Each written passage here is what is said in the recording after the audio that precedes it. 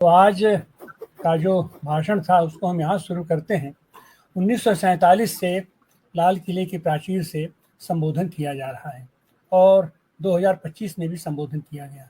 एक चीज़ जो कॉमन रही कि बनारस 1947 में भी था और बनारस 1925 में भी था।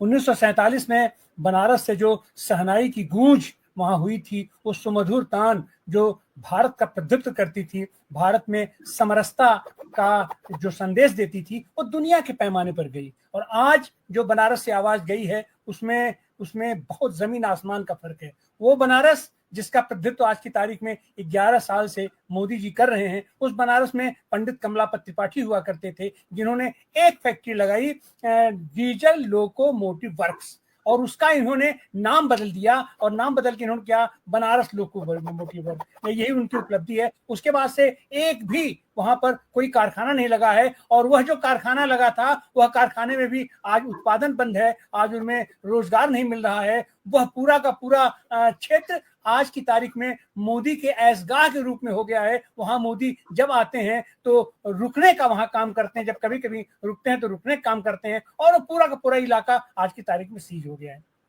मोदी जी ने आज जो यहाँ से जो उन्होंने संबोधन किया, जो उन्होंने कहा, उससे ज्यादा महत्वपूर्ण है जो उन्होंने नहीं कहा। जो उन्होंने कहा उसमें कई बातें हमारे साथियों ने उसका उल्लेख किया। एक कहा कि सिंधु नदी का जो जल बंटवारा था वो न्यायपूर्ण नहीं हुआ था, किसानों के हित में नहीं हुआ था। तो तुम 11 साल से तो हो, सिंधु नदी का पानी हम रोक देंगे, खाली कह देने से पानी रुक जाएगा। तुमने 11 साल में किया क्या उसके लिए? आप वहां पर एक बड़ा बांध बना दिए होते, उस पानी का उपयोग हुआ होता, उससे बिजली बनाई गई होती, उससे संचालित हुआ होता हमारा देश में। लेकिन ग्रीन एनर्जी के नाम पर आपने देश की अस्मिता को दांव पर रखते हुए पूरा राजस्थान का इलाका, 100 मीटर का इलाका आपने दे दिया अडानी को। अडानी वहां पर सौर ऊर्जा बना रहा है, और उस बिजली का लाभ हमारे देश को नहीं मिल रहा है, उस बिजली का लाभ पाकिस्तान को मिल रहा है, जिसके खिलाफ आपने संघर्ष छेड़ा हुआ है और उसके खिलाफ माहौल बना करके आप यहाँ वोट लेने की कोशिश करते हो। वही स्थिति बांग्लादेश के लिए हुई है कि आपने अडानी को वहां भी दे दिया है और वो बिजली बना करके बांग्लादेश को दिया, और बांग्लादेश के लोग भी उससे इतने नाराज हुए कि अपने शासक को वहां से उखाड़ फेंके, वो भाग करके आपके ही शरण में, आपके ही घर में आकर के आपके गोद में छिपने के लिए वो मजबूर हो गई है। जो चीजें इन्होंने नहीं कहा, जो इनको कहना चाहिए था, इनको कहना चाहिए था कि पीएम केयर फंड का पैसा कहां गया, उसका इन्हें जवाब देना चाहिए था। इनको कहना चाहिए था कि नोटबंदी से देश का नुकसान कितना हुआ, और नोटबंदी के बाद जो उसका पैसा इकट्ठा हुआ है वो पैसा कहां गया, और नोटबंदी की आड़ में जो आप नोट छाप रहे हैं, जाली नोट छाप रहे हैं, वो पैसा कहां जा रहा है, वो पैसा किसके पास जा रहा है, इसको उनका बताना चाहिए था। इनको बताना चाहिए था कि देश एक समय जब बिल्कुल शैशवावस्था में था, या यूं कहें कि चूस करके इसको जो है खोया बना करके ये ब्रिटिशर छोड़ करके चले गए थे, उस समय भी हमारे देश का प्रधानमंत्री अपने व्यक्तित्व के बल पर खड़ा होता था, और उसने अपनी ताकत के लिए एक बड़ा समुच्चय बनाया, 120 देशों का समुच्चय बनाया, और उसके बिहार पर खड़ा होकर के बात करता था। तो लाल किले से जो आवाज उठती थी उसको दुनिया कान लगा के सुनती थी, और पूरे साल इंतजार करती थी कि इस बार 15 अगस्त को भारत के लाल किले से क्या बोला जाएगा। और उस लाल किले को आपने किराए पर दे दिया, उस लाल किले को भी आपने बेच दिया। आज की तारीख में उस लाल किले से आपको अगर मना कर दिया जाए, आपने जिसको ठेका दिया है, तो आप वहां पर खड़ा होकर के भाषण करने की भी स्थिति में नहीं है। इस स्थिति में आज आपने पहुंचा दिया। आपने उस लाल किले से किस संस्था, किस संगठन का आपने ये महिमा मंडन किया है? उस संस्था का महिमा मंडन किया है जो एक तरीके से फर्जी संस्था है, जिसका कोई रजिस्ट्रेशन नहीं है, जिसका कोई अस्तित्व नहीं है, जिसके मेंबरशिप का कोई रिकॉर्ड नहीं है। उसमें कब कौन मेंबर हो जाता है, कब कौन मेंबर नहीं रहता है, इसका पता ही नहीं चलता है। गोडसे गोली मार देने के बाद पता चला कि वो उसका मेंबर नहीं है। सावरकर के ऊपर जब वो आरोप लगता है, तो उसके बाद पता चलता है कि वो तो उसका मेंबर नहीं है, और आप उस संस्था का गुणगान कर रहे हैं कि वो बहुत बड़ी संस्था है, और इतना, और सवाल है कि जो आपको जिक्र करना चाहिए था, आपको जिक्र करना चाहिए था कि अमेरिका का राष्ट्रपति आपको, देश को बार बार अपमानित कर रहा है, और कल भी उसने अपमानित किया है। कल उसने अपमानित किया है यह कह के कि आपको दलाली के लिए उसने पैसा दिया। 21 मिलियन डॉलर आपको उसने दिया कि आप वहां पर वोट खरीदिए, आप वोट को मैनेज कीजिए, और आप वहां एन के एन प्रकार सरकार बना लीजिए, ताकि आप हमारा तलवा चाटते रहें, आप हमारा तलवा चाटिए। उस पर आपने कोई जिक्र नहीं किया, उसमें आपने एक बार भी नहीं किया। 30-35 बार ट्रंप कह चुका है कि उसने उसने युद्ध रुकवाया है, जो युद्ध हुआ ही नहीं। आपने इसका जिक्र नहीं किया कि आपने जब सेना को खुला हैंड दे दिया था, तो उसका पंख बांधने का काम कौन किया था कि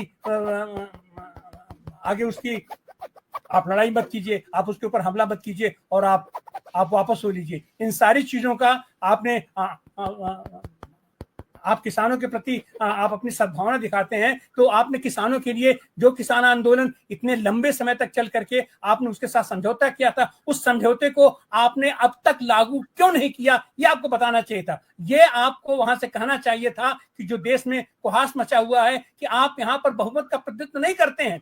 40% वोट तो वो डाटा है जो आपके ईवीएम मशीन आपको मैनेज करके देती है। सच ये है कि आप यहाँ का विश्वास खो चुके हैं जनता का। यह बात आपको बताना चाहिए था, और आपको स्वीकार करना चाहिए था कि बनारस का भी आप प्रतिनिधित्व नहीं करते हैं। बनारस से आपका झूठा प्रतिनिधित्व है। आप मशीन के बल पे, आप चुनाव आयोग के बल पे, आप वहां जबरदस्ती आप डकैती डाल करके आप उसका प्रतिनिधित्व बना रहे हैं। और आपको स्वीकार करना चाहिए था कि बनारस का भी आप प्रतिनिधित्व करते हैं, और जो आदमी बनारस का प्रतिनिधित्व नहीं करता है, वो आदमी हमारे देश का प्रतिनिधित्व नहीं कर सकता है। ये सारी चीजें होनी चाहिए थी, जो चीजें आज वहां से नहीं हुई हैं। लेकिन यह भी है कि अब पूरे देश की जनता इस बात को समझ रही है, इसीलिए शायद दुनिया में आपको कोई आज नहीं पूछ रहा है। जिस नेहरू को लोग टकटकी आशा भरी नजरों से देखते थे, उस देश के प्रधानमंत्री के साथ जब इनके पास एक छोटा सा विवाद खड़ा हुआ, तो एक भी देश, नॉट सिंगल कंट्री आपके साथ खड़ी रही, जबकि आपने पूरा 11 साल बिता दिया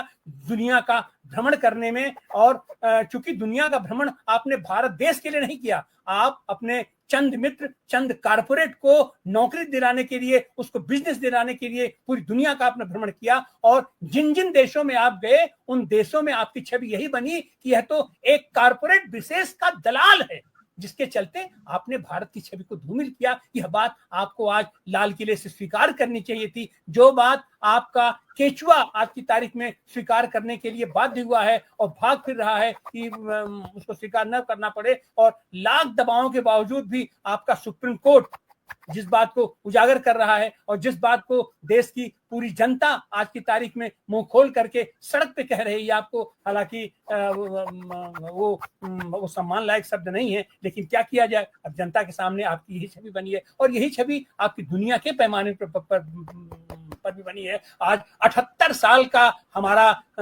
ये लोकतंत्र हो गया, ये हमारा संविधान लागू हुआ। आज की तारीख में तो हम प्रौढ़ रूप से हम दुनिया को रोशनी दिखाने की स्थिति रख सकते थे, और आज की तारीख में भी दुनिया को रोशनी दिखाने की ताकत रखते हैं। लेकिन आपने उन सारे मान प्रतिष्ठा को आज आपने धूमिल किया है, आज आपने धूसरित किया है। लाल किले से जो आपने संबोधन किया है, आपने रिकॉर्ड तो बनाया है कि आप 11वीं बार संबोधन किए हैं, लेकिन सच बात यह है कि आपने देश को वहां से अपमानित किया है, अपने संबोधन से अपमानित किया है, अपना वो एक प्रतिनिधित्व रख के स्थापित किया है। हम इन्हीं शब्दों के साथ आज हम 78वें अपने स्वाधीनता दिवस पर देश के साथियों को, देश के मजदूरों को, देश के किसानों को, देश के नौजवानों को, देश के महिलाओं को, देश के मजदूरों को, श्रमिकों को, आदिवासियों को, अल्पसंख्यकों को, सबको और पूरी मानवता को आज हम संदेश देना चाहेंगे बहुजन संवाद के माध्यम से कि निश्चित रूप से आने वाला दिन